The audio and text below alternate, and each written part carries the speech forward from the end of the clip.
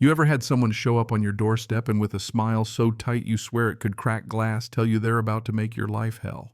No. Well, lucky you, because I have. And let me tell you, nothing prepares you for it.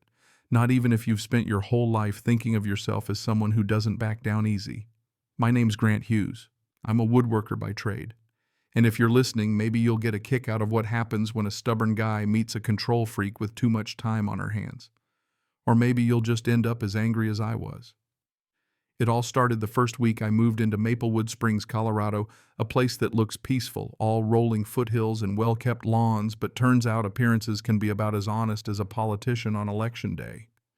I'd scraped together everything I had for this place: 3 bedrooms, a little detached workshop, and most important, 5 acres of woodland out back. Walnut, oak, maple trees old enough to remember a time before HOA bylaws were even a thing. I'm telling you, for a furniture maker, that patch of woods was a dream. The guy I bought from some old-timer with hands like gnarled roots had kept the forest in shape for decades. Selective harvest, replanting like a living trust fund, just with more squirrels. I spent those first months mostly alone, mapping out harvest rotations, fixing up my workshop, keeping to myself.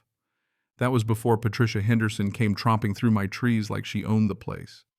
Well, technically she thought she did, or at least that's what her clipboard said. I still remember it, her voice chirpy, suit cream-colored and way too clean for the woods. That "can I help you" came out of me more like a warning than a welcome. But she didn't miss a beat. Patricia Henderson, HOA president. She introduced herself like it was supposed to mean something, and then she dropped it on me. "We've determined your wooded area represents a valuable community asset." I just stared at her, probably looking like I'd bitten into a lemon. "Community asset?" I asked. "This is my land." She smiled, all condescension. "We're a community here, Grant. We share resources. Several residents have expressed interest in using wood from your property for various projects." She had the nerve to call it sharing. We could have a woodworking program, build picnic tables for the park, add so much value. "With my wood," I said.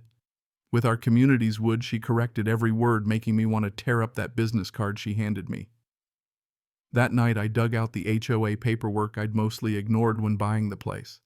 Buried in there on page 40-something was this clause about equitable distribution of neighborhood assets.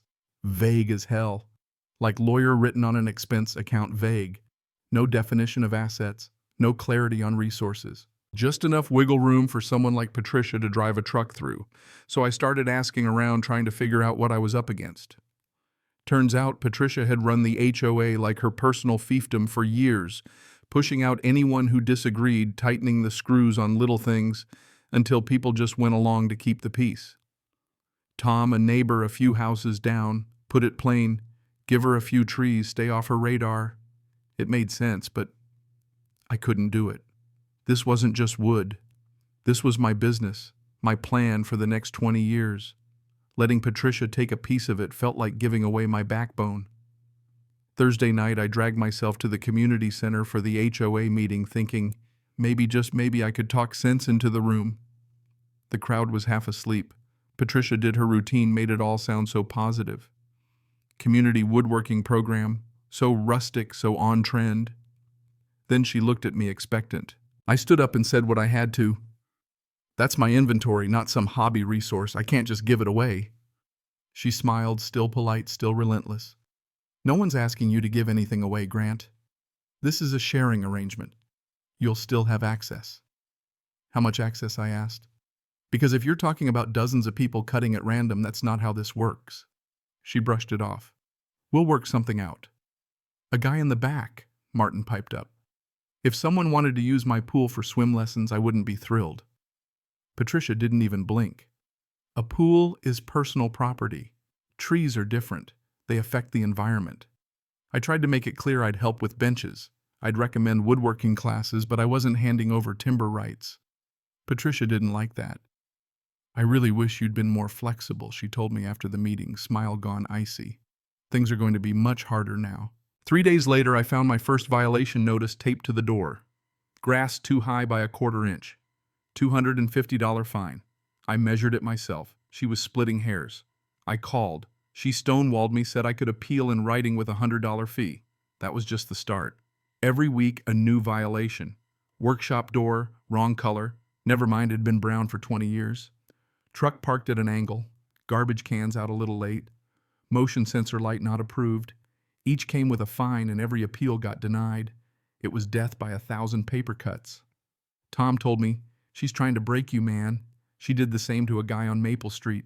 17 violations in 3 months. Cost him $4,000 he moved. I could see what Patricia was doing, ratchet up the pressure until I caved or sold the house. Either way, she'd win. But that's not how I'm wired. When you back me into a corner, I don't roll over. I dig in. Things escalated.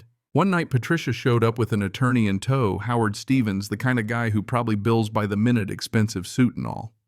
They sat on my couch and offered to deal drop all my fines if I'd grant the HOA a timber easement. That meant they could take up to 30% of my trees every year. 30%.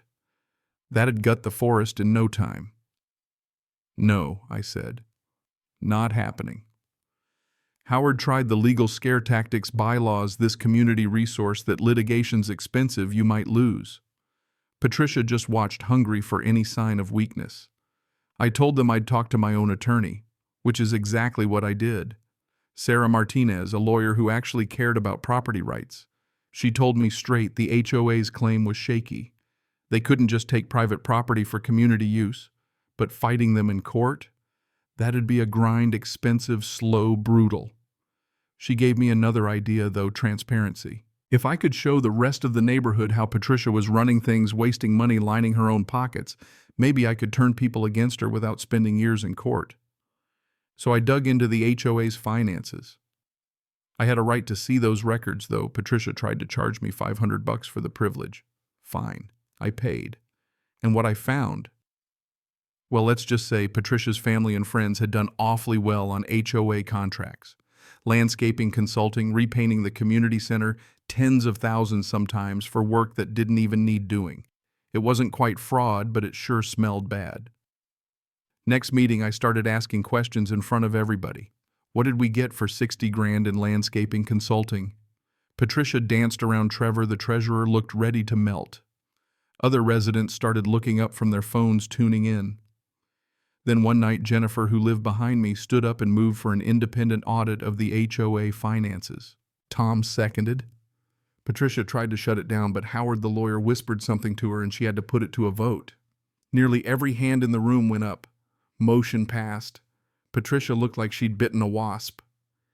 Here's where I'll admit I got so busy with the financial angle I forgot about the trees. That was my mistake. 2 weeks later, Tom called, panic in his voice. "Grant, you need to get home. They're cutting your trees." I tore down the highway, heart pounding. When I got there, 2 trucks, chainsaws, whining, 3 contractors in my woods, 2 oaks and a walnut already down. I lost it. "Who told you to do this?" I demanded. They showed me a work order signed by the HOA. I told them they were trespassing, that I'd never authorized a thing. The crew left nervous, but the damage was done. Sarah was furious.